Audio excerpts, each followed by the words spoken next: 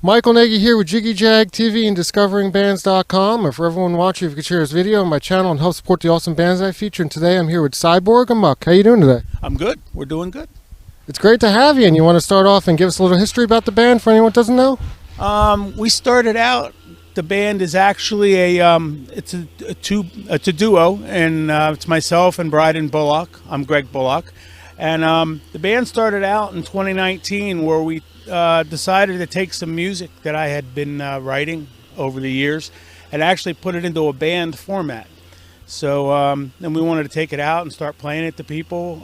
We did some recording and ended up putting out an EP, and it just has kept moving since. We did a second EP while COVID was happening, because I guess the super secret is that Bryden who's my partner in the band, is actually also my son.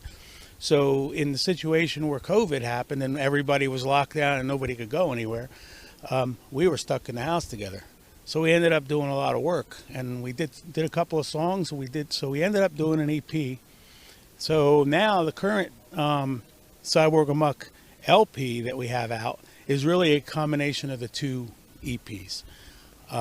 And then we just put out a video, Burden Away, of one of the songs on the LP in October. So things since 2019, for a lot of bands, things stagnated, and for us, it was actually really good. We ended up with a lot of time to work on things and keep things moving. Now you have an interesting band name. How did that come to be?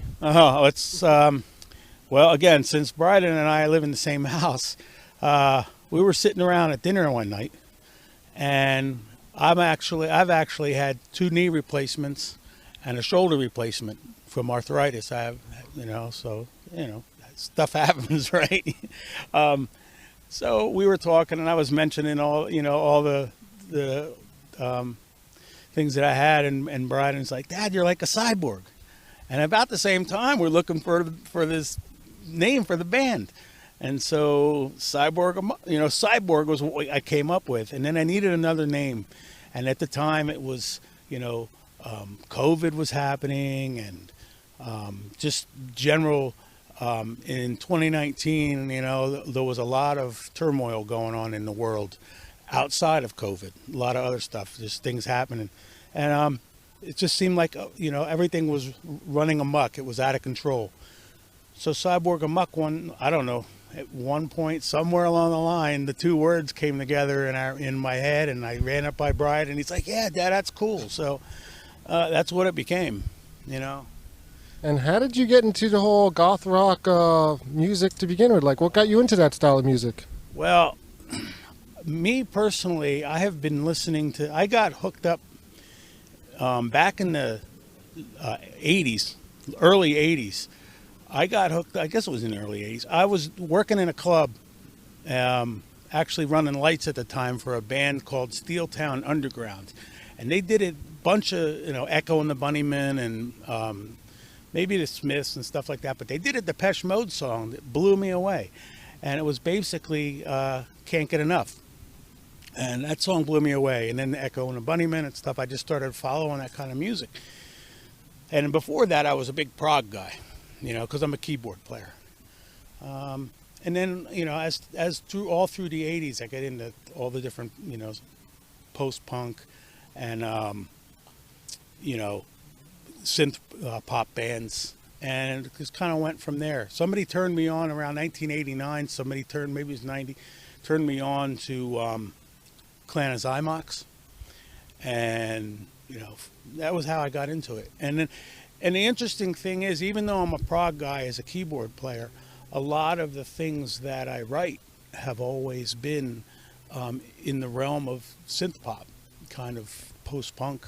Actually, all that stuff, it was all happening for me before even goth and synth and post-punk and whatnot were a genre. You know what I mean? It was just the way I was. And emotionally, that's how I wrote as a songwriter. So that's how I got into it. And I don't know that it was ever really a conscious thing. It just happened. And for Bryden, I know that he started, as a musician, started listening to different bands. And because he was around me all the time, he got exposed to all those different bands, and I took him out to see the last Depeche Mode tour to just kind of get it into his blood, and that blew him away. You know, they're a fantastic band, and that blew him away. So he's been with me on the ride ever since.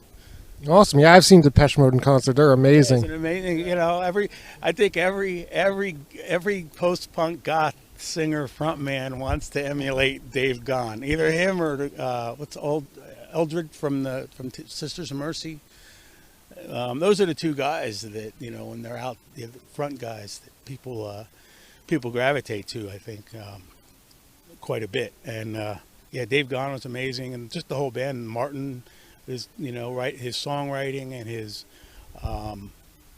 background vocals, and just on the technical side of it, and then just the whole band. So you know, I've been a Depeche Mode fan since Speak and Spell came out, and that's where my head is at musically, I think. I don't try and mimic them. I think I have too many influence because of the prog rock and the, you know, classic rock bands and other bands that I listen to. So Cyborg Amok music, I think, is not necessarily, it doesn't fit comfortably in the goth, post-punk, industrial mold, but it does. That's kind of where it gravitates to. I think if you know, we've been compared to a lot of different bands, and most of the bands, Ultravox and some Depeche Mode. I've been compared as a vocalist to Roger Waters for some reason, but you know, those are the bands that we gravitate to and kind of inspire what we do. Yeah, and yeah, I noticed there's a lot of elements to your music, like, and besides just goth rock, there's a little dark wave, industrial, synth pop, like you said. It's cool. You blend it all together. Yeah, and I don't necessarily do it on purpose. I don't ever set out to write anything. I have a song for the record that we did the video for, Burden Away, and it's got a real Nine Inch Nails kind of vibe to it. And I don't know why, but and Gary Newman, like the new Gary Newman stuff, musically speaking. My voice isn't anything like his, but I mean, I don't know why, but I don't write like some bands. You listen to the whole record and every song sounds like the same song with different lyrics or whatever, you know. I mean, there's a very distinct sound for everything that they do, and we don't have that. I mean, it's just, I don't set out to write any specific way or any specific genre. Everything that I write just happens organically, and it tends to sound like what we sound like. Awesome. And how long have you been playing keyboards for? I started in the 80s, so quite a long time. There was a period of time, about a 10-year period, where I didn't play very much at all. I was touring and doing production. I have a long career in production, lights, sound, production management, rigging and whatnot. At this point, I pretty much I haven't toured since 2000. So you know, everything is focused on the music now. But I've been playing since the 80s, roughly. I was in bands in the 80s, playing always original, never really did covers. I'm actually playing now with the band, Antoine Poncelet Band, who I'll throw that out there because they're a bunch of really great guys. We have a rehearsal tonight that's in the studio for, looks like, a record that we're going to be doing in the spring. So, you know, and then Cyborg, that's my main thing. That's my primary project. And I have a studio at home, so I'm writing all the time. We have a record that Cyborg Amok's going to be doing a record this spring. Should probably be released at the end of the summer, next fall. But we already have all the songs pretty much ready. The record label that we just are talking to right now has the demos. So we're going to see where that goes. You know, we're doing rehearsals pretty much every week to try and start doing shows. But we're not a club band, we're a concert band, sort of. You know, we getting jammed into a 3-set night, 4-set night with a bunch of other bands where you have to get on and off quickly and all that. That's kind of not us, because we do have a bunch of gear. that we get on, because we're a real band. It's not like we're a DJ with just fronting with a DJ. So, the future's looking pretty good, and we're having fun. Awesome. You're going to be at QXTs this week, right? Yes, I'm gonna shout out to QXTs. We're playing with the Antoine, and I don't know when this is going to be viewed, but this is next Thursday night, which I think was the 9th. It'll be the 9th. I'm playing with Antoine Poncelet Band, playing with the Blacklight Bastards and the Ritualists. And so that's my side project, and that's a lot. These guys are a lot of fun. It's all original, writing great music. Antoine's a really great songwriter, so we're looking forward to that. And then Cyborg Amok, right now, tentatively scheduled. I'm waiting for all the T's to be crossed and the I's to be dotted. We're going to be doing a showcase virtual concert video for a concert that's going to be broadcast internationally in probably February, from what I'm hearing. But we're going to do a showcase, and that'll be first week of January.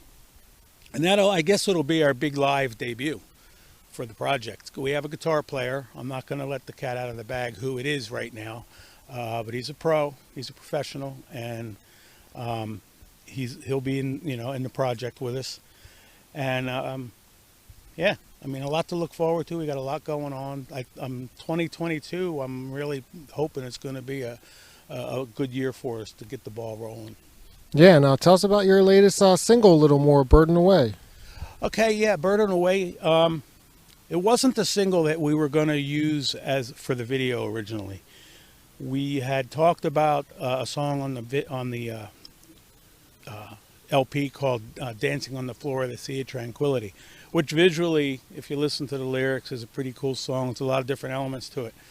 But it just, what we were talking about trying to do for it wasn't panning out. And I have a great video team.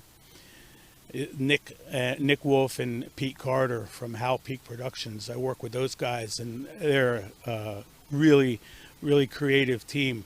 And we just weren't making it with dancing. So we picked Burden Away.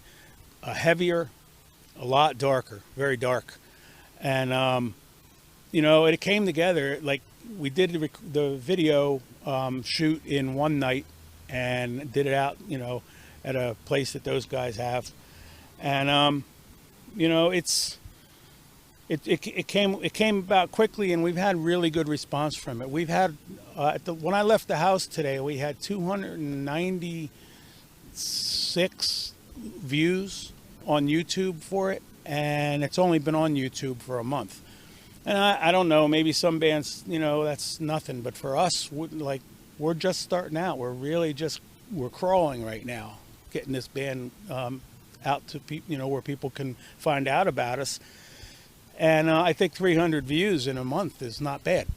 Well, hopefully this interview even gets more attention, gets you some more views. We hope so. I got a good guy behind us that's helping us do the PR. We're putting our team together, because you can't do it by yourself. Bryden and I are a team. It's him and I are the partnership. We brought a guy in that plays guitar, and he's a great guy, and people will start to find out about him. And he's also got his own whole world of media and arts and music going on that people can follow. Got a good video team. I have a fantastic studio that we work in for recording our live stuff. I have my own studio for the basic tracks and the demos and stuff, but when we do the records, we go into a studio that's kind of old school, unique, boutique kind of a place, but the engineer is really good. He's also the guy that plays the bass for us. He takes my bass tracks that I write on the keyboards and transfers them into real instrument, and does that in the studio for us. Just a good guy. So we have a really good team, really good people, and I know that's important as you get down the road. So yeah, hopefully people are going to gravitate to us and start to really follow us and want to see us playing out. And we're starting to, we're going to do a new album. We're going to start to try and get some shows and try to make this thing happen. Now, if people want to look you up online on social media, get your music, how do they do that? They can go to Bandcamp. Actually, if you really want to look us up online, just put in Cyborg Amok in Google. We have a whole page at this point of interviews and reviews, and you can go to www.cyborgamok.com. That's our primary web page. We have a Bandcamp page that you can go to, and we have links all over to the Bandcamp page. And we also have YouTube that you can go and see us. Look up Cyborg Amok. And we have other stuff. I don't use, I'm a little old school, so I don't use Instagram or Twitter or anything like that. But we do have an Instagram account, and I'm expecting that we're going to start using that. I'm going to put, Bryden's a younger guy. I'm going to put him in charge, in charge of the Instagram stuff. But yeah, if you go to www.cyborgamok.com, it'll take you everywhere, give you the backstory about the band, tells you about who we are. The videos are there, the music's there. So awesome. Well, I look forward to what you have coming up in the future, and it's great talking with you. And everybody, look them up. Thank you for doing this, and hopefully people like what we're doing, and they'll follow us and help us out by supporting us. And for everyone watching, I've linked their music in the video description, so check that out.